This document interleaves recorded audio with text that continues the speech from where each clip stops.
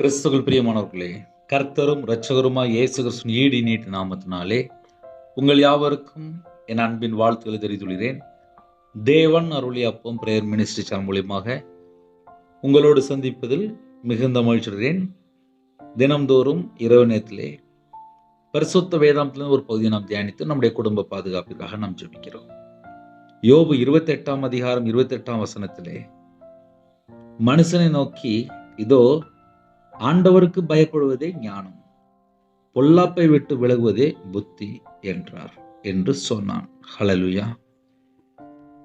கிறிஸ்துவுக்குள் பிரியமானவர்களே, படிக்கிற பிள்ளைகளுக்கு ஞானம் வேணும், குடும்பத்தை நடத்த ஞானம் வேணும், கர்த்தருடைய பிள்ளைகளுக்கு ஞானம் வேணும், இந்த உலகத்திலே வாழ்றதுக்கு ஞானம் வேணும். எந்த சூழ்நிலையில எந்த நாட்டுக்குள்ள இருந்து இந்த செய்தி கேட்டாலும் சரி, நமக்கு ஞானம் வேணும். இந்த ஞானம் தேவன் நமக்கு தருகிறார். ஒருவேளை எனக்கு ஞானம் கம்மியா இருக்கு அப்படின்னா நம்ம தேவன்கிட்ட கேட்டா தருவார். நம்ம வாழ்க்கையிலே நமக்கு ஞானம் செயல்படணும் அப்படின்னா நம்ம கிறிஸ்துக்குள்ள இருக்கும்போது நமக்கு தேவ ஞானம் செயல்படும். பொல்லாப்பை விட்டு விலகும்போது புத்தி என்று எழுதப்பட்டிருக்கு. இந்த உலகத்திலே பொல்லாத காரியம் தான் அதிகமாக இருக்கு. 24 மணி நேரம் வாழ்க்கையில நம்ம எடுக்கிற யோசனை, சிந்தனை, இதயத்தினுடைய நினைவு, பேசுகிற பேச்சு, குடும்பத்துள்ள காரியங்கள், வெளியில் பொருள் போகும்போது பேசக்கூடிய காரியங்கள், செல்ஃபோனில் பார்க்குற காரியங்கள், வீட்டில் உள்ள காரியங்கள், டிவியில் பார்க்குற காரியங்கள், தேவையில்லாத படம், தேவையில்லாத நாடகம், தேவையில்லாத ஃப்ரெண்டு, தேவையில்லாத நபர், தேவையில்லாத இடத்துல உட்கார்றது, வேண்டாத இடத்துல உட்காந்து கதை பேசுறது, வீண் கதை, மாயான கதை, பொய்யான கதை, இச்சையான வார்த்தை, அசுத்தமான இடத்துல உட்கார்றது, தேவையில்லாத இடத்துல நிற்கிறது, துன்மார்க்கமான அங்கே போய் உட்காந்து பேசிட்டு இருக்கிறது, இதெல்லாம் ஒரு மனுஷன் விட்டு விலகினா மட்டும்தான் ஞானம், புத்தி. ஏன்னா கர்த்தருக்கு பயப்படும் போது அவனோட வாழ்க்கையில தீமையான காரியம் இருக்காது. கர்த்தருக்கு ஒரு மனுஷன் பயந்துட்டான் அப்படின்னாலே அவன் பொல்லாப்பை விட்டு விலகிடுவான். ஒரு குடும்பம் தீமை விட்டு விலகி வாழும்போது, தீமை வெறுத்து வாழும்போது, தீமையோடு எதிர்த்து நிற்காம தீமையை விட்டு விலகி போகும்போது அவங்களுக்கு என்ன இருக்கு அப்படின்னா முதல்ல ஞானம் இருக்கு. சில குடும்பத்திலே தீமைக்கு தீமை செய்யணும், தீமைக்கு சரி கட்டணும் அப்படின்னு சொல்லிட்டு துடிச்சிட்டு இருப்பாங்க. அங்கெல்லாம் பொல்லாத ஆவி இருக்குன்னு அர்த்தம். ஒருவேளை நமக்கும் பக்கத்து குடும்பத்துக்கும் ஒரு பிரச்சனை இருக்கு அப்படின்னா தீமை அப்படின்னு சொல்லி தெரிஞ்சுட்டா விலகி போயிடணும். பொல்லாப்பு அப்படின்னு தெரிஞ்சுட்டா விலகி போயிடணும். துன்மார்க்கனா வாழ்றானா விலகி போயிடணும். கர்த்தர் பிரியமில்லாம வாழ்றானா விலகி போயிடணும். 24 மணி நேரம் வாழ்க்கையிலே நமக்கு என்ன தெரியுமா வேணும்? நம்ம கூட இயேசு கிறிஸ்து இருக்கணும் அப்படின்னா சில பொல்லாத காரியங்களை விட்டு விலக வேண்டிய சூழ்நிலை இருக்கு. ஏன்னா இந்த உலகத்துல எத்தனையோ பொல்லாத மனுஷன்தான் இருக்கான். எப்படியாவது பணம் சம்பாதிக்கணும், எப்படியாவது சொத்து சேர்க்கணும். சில குடும்பத்துல தேவனுக்கு பிரியமானபடி வாழணும் அப்படின்னு சொல்லி கொஞ்சம் கேட்டா பெரிய சந்தேகமா இருக்கு. எனது கடைசி காலம் அப்படிப்பட்ட காலம், தீமை நிறைந்த காலம், தீமை நிறைந்த காலம். அதனால மனுஷனை நோக்கி, இதோ ஆண்டவருக்கு பயப்படுவதே ஞானம், பொல்லாப்பை விட்டு விலகுவதே புத்தி என்றார் என்று சொன்னான். இந்த கடைசி காலம் ஒரு குடும்பம் கர்த்தருக்கு பயந்து வாழ்ந்தால் ஞானம், தீமையை விட்டு விலகி வாழ்ந்தாலே, பொல்லாப்பை விட்டு விலகி வாழ்ந்தாலே புத்தி. இதெல்லாம் நமக்கு வேணும் அப்படின்னா நம்ம என்ன செய்யணும் அப்படின்னா எதெல்லாம் தீமை இருக்கோ அதெல்லாம் வெறுத்துடணும். அவருடைய கற்பனையை கை கொண்டால் நமக்கு நற்புத்தி உண்டு சொல்லி எழுதப்பட்டிருக்கு. 111ஆம் சங்கீதம் 10ஆம் வசனத்திலே கர்த்தருக்கு பயப்படுதலே ஞானத்தின் ஆரம்பம். கர்த்தருடைய கற்பனைகளின்படி செய்கிற யாவருக்கும் நற்புத்தி உண்டு. கற்பனை அப்படின்னாலே அன்பு கூறுற சட்டத்துக்குள்ள வந்துடும். புதிய ஏற்பாட்டில் 2 கற்பனை இருக்கு. உன்னை போல பிறனை நேசி. முதலாவது இடத்துல அன்பு கூறு. முழு இதயத்தோடும், முழு ஆத்துமாவோடும், முழு மனதோடும், முழு பலத்தோடும் நம்ம தேவன்ட்டு அன்பு கூறணுமா?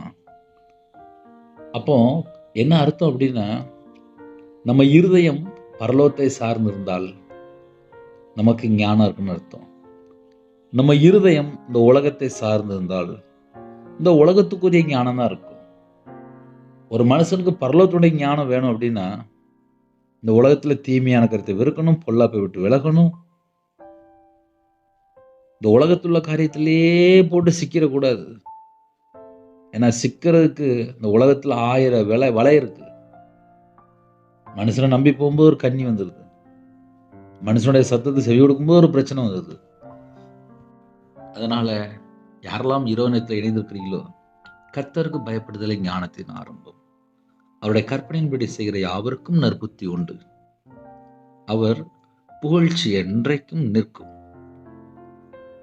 புதிய ஏற்பாட்டிலே ஒருவேளை எனக்கு ஞானம் கம்மியா இருக்கு அப்படின்னா ஞானத்தை கேட்டு வாங்க சொல்லிட்டாரு. நம்ம கிறிஸ்துவுக்குள்ள இருக்கும்போது தேவ பலன், தேவ ஞானம் நமக்கு இருக்கு. அதனால கிறிஸ்துவுக்குள்ள இருக்கணும் அப்படின்னா நம்ம ஒரு புது சிருஷ்டியா இருக்கணும். நம்ம நம்பிக்கை கர்த்தர் மேல இருக்கணும். விசுவாசத்தினால நீதிமான் பிழைப்பான். இயேசு கிறிஸ்து யாரெல்லாம் விசுவாசிக்கிறோமோ நம்ம எல்லாருக்கும் ஆசீர்வாதம். அப்ப கர்த்தருடைய பிள்ளைகளுக்கு ஒரு புது பலன் வேணும், எனக்கு ஞானம் வேணும் அப்படின்னா தீமை வெறுத்துடணும், பொல்லாப்பை விட்டு விலகிடணும். கற்பனை கை கொள்ளும் போது நற்புத்தி. இந்த கடைசி காலம் நீதிமொழிகள் 1:7 கர்த்தருக்கு பயப்படுதலை ஞானத்தின் ஆரம்பம். மூடர் ஞானத்தையும் போதகத்தையும் அசட்டை பண்ணுகிறார்கள். மூடர் ஞானத்தையும் போதகத்தையும் அசட்டை பண்ணுகிறார்கள். இப்ப நிறைய வீட்டுல பிள்ளைகள் அம்மா அப்பா வார்த்தை கேட்கறது இல்லை. சில வீட்டுல மனைவி நல்ல ஆலோசனை கொடுப்பாங்க, கணவர் கேட்க மாட்டாங்க. சில வீட்டுல பெத்த தாய் இல்ல தகப்பனார் இதை செய்யாத, அதை செய்யாத, அதை செய்யாத, இதை செய்யாதுன்னு சொல்லி ஏகப்பட்ட ஆலோசனை கொடுப்பாங்க. இதை செஞ்ச ப்ராப்ளம் ஒரு வேண்டாம் அப்படிம்பாங்க. ஆனா சில குடும்பத்துல மூடர் என்ன பண்ணுவாங்க அப்படின்னா ஞானத்தையும் போதகத்தையும் அசட்டை பண்ணி அந்த ஞானத்தை இழந்து போயிருந்தாங்க. நீதிமொழிகள் 9:10 கர்த்தருக்கு பயப்படும் போதுதான் ஞானத்தின் ஆரம்பம். பரிசுத்தரின் அறிவு. நமக்கு அறிவு தரணுமா? பரிசுத்தர் தான் நமக்கு அறிவு தர முடியும். கர்த்தருக்கு பயப்படுதலே ஞானத்தின் ஆரம்பம். பரிசுத்தரின் அறிவே அறிவு என்று எழுதப்பட்டிருக்கு. பரிசுத்தரின் அறிவே அறிவு. கர்த்தருக்கு யாரெல்லாம் பயந்து வாழ்றாங்களோ அவங்களுடைய பிள்ளைகளுக்கு அறிவு தருவார். நீதிமொழியில் 11:2 தாழ்ந்த சிந்தை உள்ளவர்களிடத்தில் ஞானம் உண்டு. தாழ்ந்த சிந்தை உள்ளவர்களிடத்தில் ஞானம் உண்டு. நீதிமொழியில் 14:16 ஞானம் உள்ளவன் பயந்து தீமைக்கு விலகுகிறான்.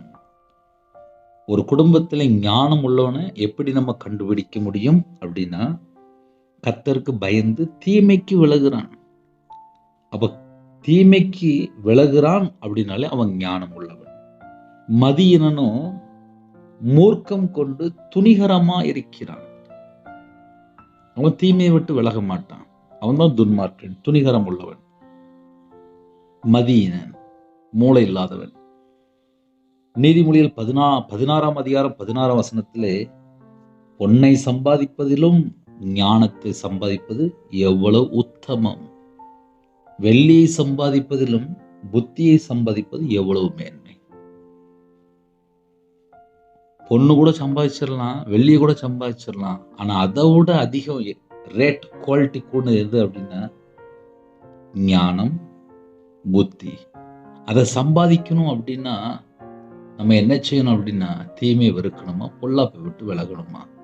அப்ப இன்னைக்கு இரவு நேரத்துல செய்தி என்ன அப்படின்னா ஒரு சுருக்கமா பார்க்கணும் அப்படின்னா எனக்கு ஞானம் வேணும், எனக்கு புத்தி வேணும் அப்படின்னா வீட்டுல பெற்றோர் இருப்பாங்க, அவங்களுடைய வார்த்தை கீழ்ப்படியணும்.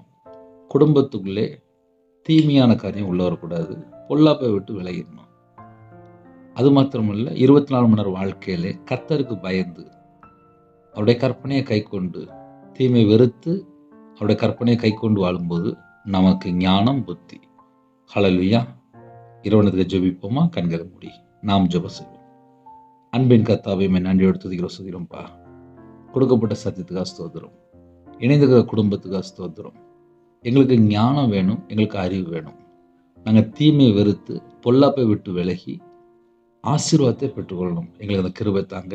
இந்த நாள் முழுதும் பாதுகாத்த கிருபைக்காக நன்றி. இரவு நேரத்திலே ஜெபிக்கிற குடும்பத்தை கர்த்தர் ஆசீர்வதிக்கணும்.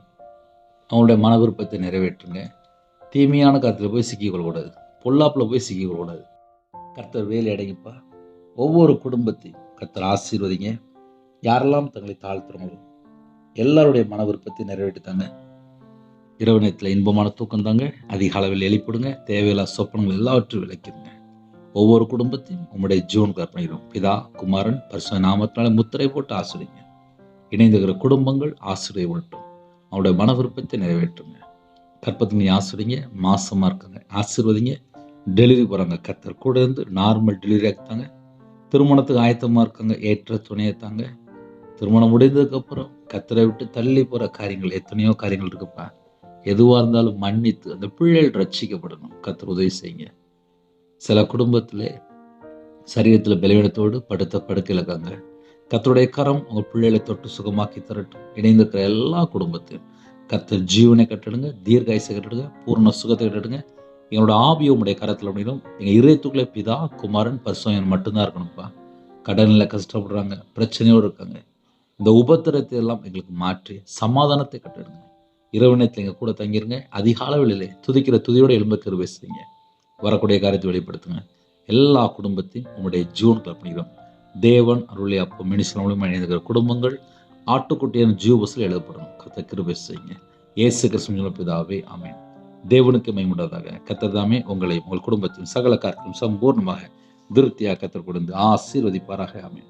கர்த்தராகிய இயேசுவின் கிருபையும் பிதாவாகிய அன்பும் பரிசுத்தனுடைய ஐக்கியமும் இப்பொழுதும் எப்பொழுதும் சதா காலங்களிலும் நம் மனதில் கொடுப்பதாக. ஆமென். கிறிஸ்துவில் பிரியமானவர்களே, என் பேர் ரவிராஜ். எனக்கு ஜெபித்து கொடுங்கள். God bless you. Thanks for watching. Please subscribe our channel. Click the like and share. Click the bell. God bless you.